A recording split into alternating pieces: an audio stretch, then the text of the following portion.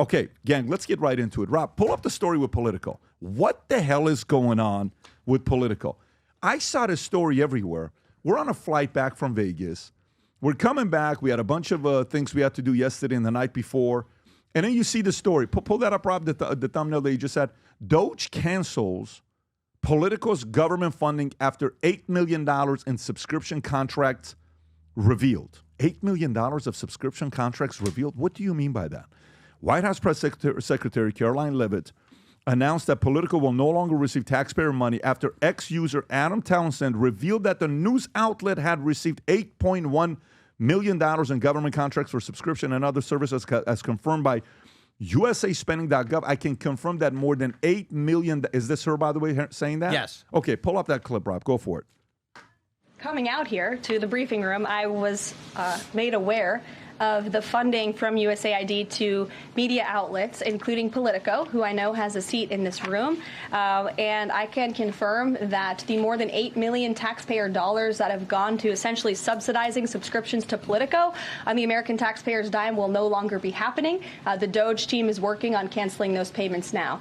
Again, this is a whole of government effort to ensure that we are going line by line when it comes to the federal government's books. That. And Please this president and his team are making decisions across the board on do these receipts serve the interests of the American. You can pause it right here.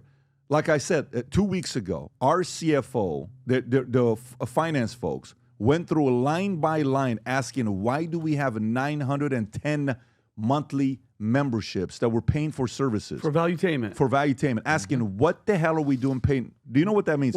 910 memberships that we're paying on a monthly basis. You know what the beautiful thing about an audit is? When you go in high forensics, you kind of go through every line by line to see what's going on. That's exactly what's going on right now. They're assuming this was never going to happen. Tom, what do you know about the story so far? Well, it's very interesting that came out of this. And, of course, the internet is abuzz with a bunch of elements. There is Matt Taibbi, Glenn Greenwald, and CBS apparently asked Politico directly, says, hey, here's where the money went. Here's the reference point. Is that you? So giving them an opportunity to say, this is what's showing up in the audit. There's the money here. Is that you? And it was and they did not answer Matt. They didn't answer Glenn, and they didn't answer CBS as of this morning, supposedly. Now, pause for 1 second. Everybody watching right now, remember what Tom just said is a fact. And it's probably the most important part of the story, and here's why. The next time any major media outlet plays a no comment as a tacit admission of guilt, remember they refuse to comment themselves. Mm-hmm. This happens all the time in the media where they'll come to you, they give you no time to respond. PBD, turns out we hear that you're eating babies. And you're like, wait, this is the stupidest thing I've ever heard. Sorry, I got to go to print. I need to hear from you by 3 o'clock. And they play no comment as if PBD has something to hide. They did the same thing when they were asked a question. So just remember that. When someone says no comment, doesn't mean that they're guilty. And outlets like Politico, like the New York Times, it's also involved in this story. I don't know why they're getting a pass. They do this all the time. So just be aware as a critical thinking citizen, when they play no comment as a tacit admission, they did the same thing. Gotcha. And so everyone is looking at it, making the natural comment, saying, why on earth is our government, through USAID, sending money to a news outlet? Right. Why are they doing that? This is not like, hey, we're all going to go over to Vietnam for, this commemoration of this, and, we'll help you with travel. A couple of you extra people can be on Air Force One. Those things happen. But this is, why are you giving them the money for this? Then there was a indication, this is my favorite, apparently Politico, by a couple hours, was the first breaker of the Russian interference story during the election. Weird. And so it's like, wow. So now the question is, was the government not only sending money, but was the government also sending narratives? 4 o'clock, the story will be Russian interference, and here's what we got. It doesn't look good. It looks very, very gooey is the word I'm coming up with for Politico. You're dovetailing a little bit with what Schellenberger's been talking about with some other coordination that he found between government funding and the CIA and the media, which is very cloudy at this point. The problem with this story when it came out, and I believe it was most likely leaked by the DOGE guys because of who broke it, you don't see far-right podcasters breaking a lot of news, right? And they all came out at once with this story, so somebody probably leaked it to them. It was leaked as a USAID story, and it isn't. Most overwhelmingly, the money does not come from USAID. It's only 44 grand from right, USAID. But it is, so they came out heavy on USAID. Why? Because that's the narrative that they wanted to run, right? And that's what was leaked to them. That's the problem with not being an accountable media organization, is that you'll just take what you're fed. But there is two legitimate questions here. There are two legitimate questions. One is, should taxpayer dollars be going to any outlet for any reason, okay? Because of the inherent conflict that Tom is bringing up. And I think that's a legitimate question, and it's a little surprising. I've never heard of this before. There's a second question, though. Congress funds a lot of regional and local media. A lot of outlets are dying, right? Local news is struggling in a lot of places, especially in print. There's a lot of subsidies. Is that a good use of taxpayer dollars? That's a harder question for me. It's easy to say, should you be given outlets, should you be given the New York Times money? It's different if you're talking about the Topeka, Kansas Register newspaper. Why would you give them money, though? That's, look, I don't think left, it's a right, debatable center, issue. anybody should get money from the government, because you, in a way, your loyalty lies there because they're paying you. Right. Yeah, I don't. That's the argument. No, but I'm saying we haven't heard give that the story opposing yet. argument, though. Like, argue that. Argue it and say, the argument that people would say no, we should fund these small little media organizations. What is that argument for? In the public interest of information and news, that you want an informed citizenry, and that these outlets are going to close down. There will be fewer outlets. There'll be more driven by agendas, and we want to make sure that there's a robust, free media, even if that means there has to be some supporting of smaller outlets that wouldn't survive in the marketplace. That's the argument. Remember, Voice of America was funded by the government. It's supposed to be out there, right, on a global basis, capitalism, freedom, and all that.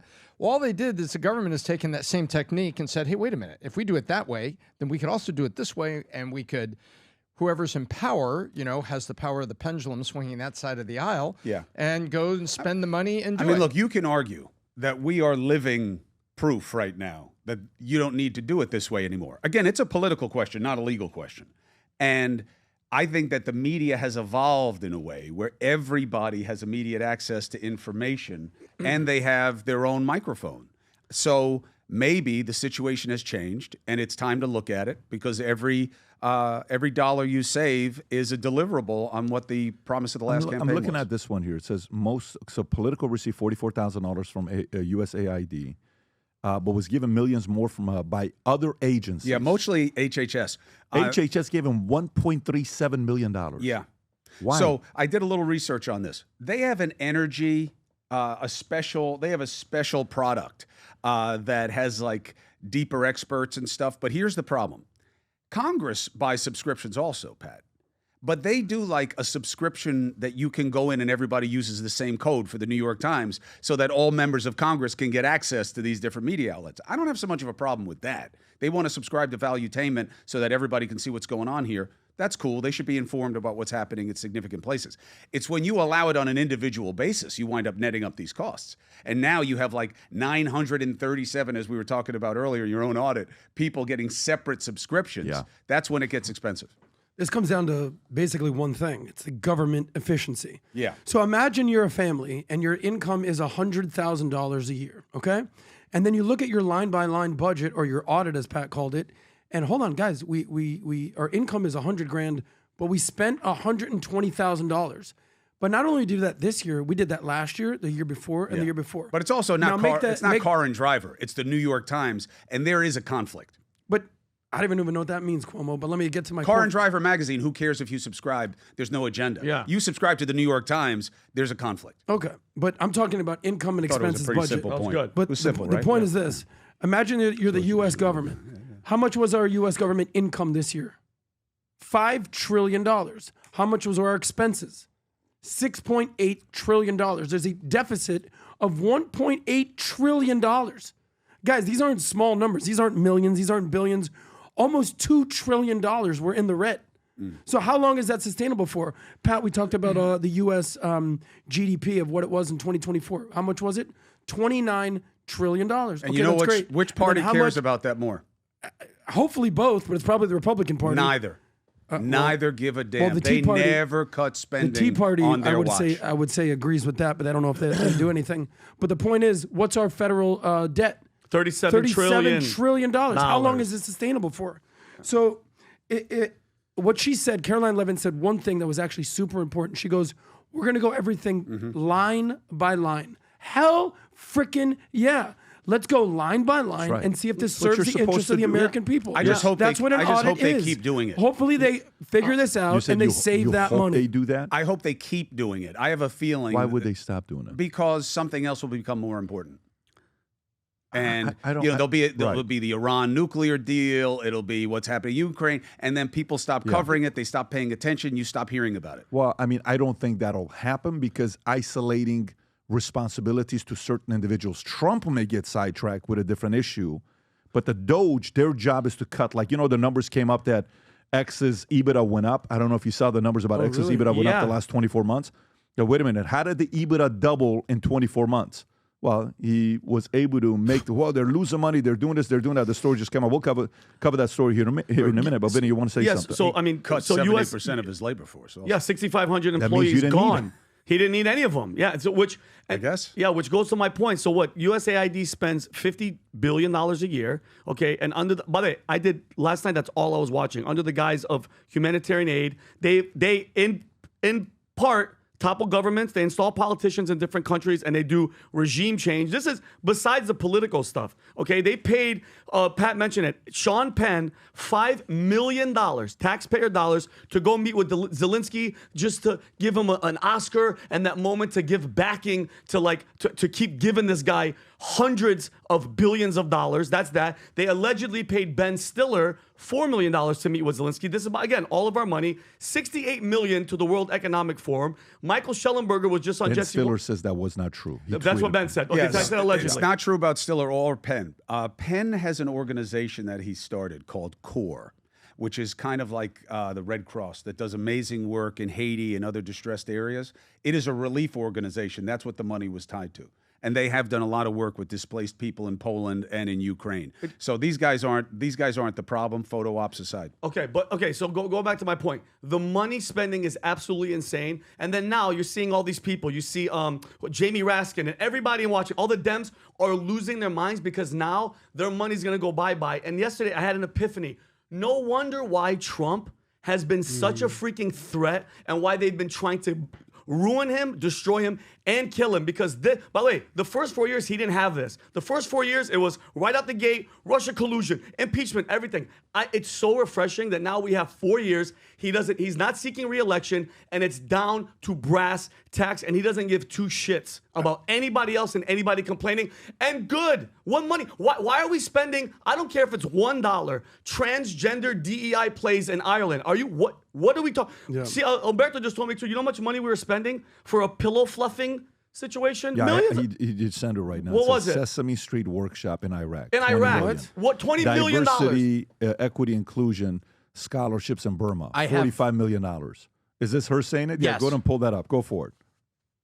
Hearts, and the president and this administration are committed to ensuring that these individuals get the funding that they need.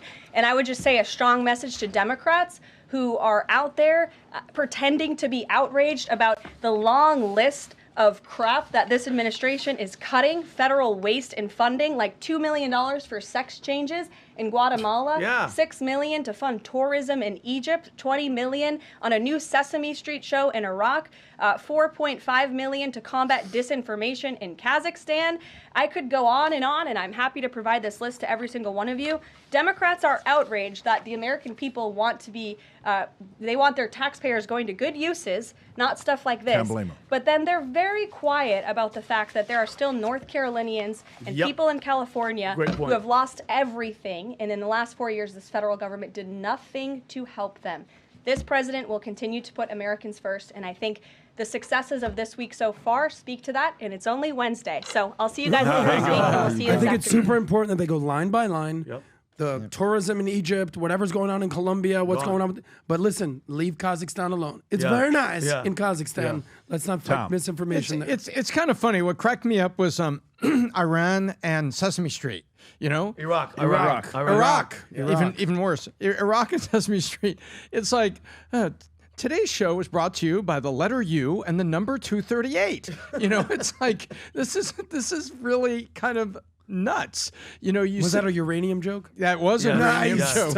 Very nice. That's right. U-238 is what they take out and they refine and they make very loud yellow things. cake. Chris. But I think what's going on is that this is exactly what was promised. Get past all the photo ops and running to the microphone and being outraged or being so on top of it. And it really comes down to Americans are seeing the rock has been lifted up, and we're seeing the bugs underneath it. That is where our taxpayers' dollars has been used. If you remember a few days ago, we're doing a podcast. I read a story from Politico.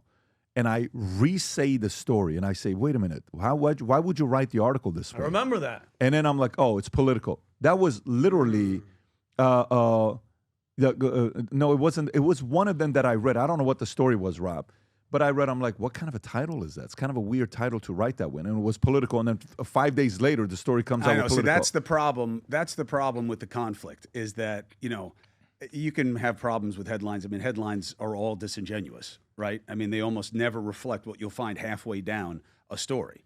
That's the problem with balance in media and judging your outlets. And now they created in a conflict, and that's what they have to deal with because now the suspicion has a reasonable basis. Nobody has any problem with cutting waste, fraud, and abuse.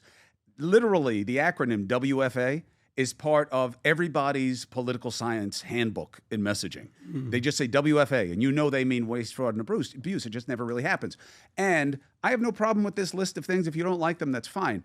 But the idea that, this is the big nut. Everything that they've listed so far from USAID is less than 0.5% of its budget. So that's why Marco Rubio came out and said, hey, USAID matters. There's certain things that he changed real quick though. With soft power. But even this time, he wants more control over this. He doesn't want Elon to just shut USAID because as Secretary of State, you want the power of some money for soft power. So I think you just got to be careful about the extremes, but the concept of let's go through it and let the people feel and let political judgments be made. No one's going to have a problem with that. But Chris, why is it that because this is all I've been seeing. I haven't seen one Republican in Washington in the street yelling and cussing and saying Elon is a threat and let's go after him. Let's go on the streets because of the USAID. It seems like one side is pissed off that we're wasting all this money because it seems like their wallets are getting hurt. Why haven't I seen one Republican out there? Because Elon works for the Republicans. If Biden had done this with Bill Gates, Republicans would be going crazy. Vinny, there is an immutable truth here that everybody has to get their hands around.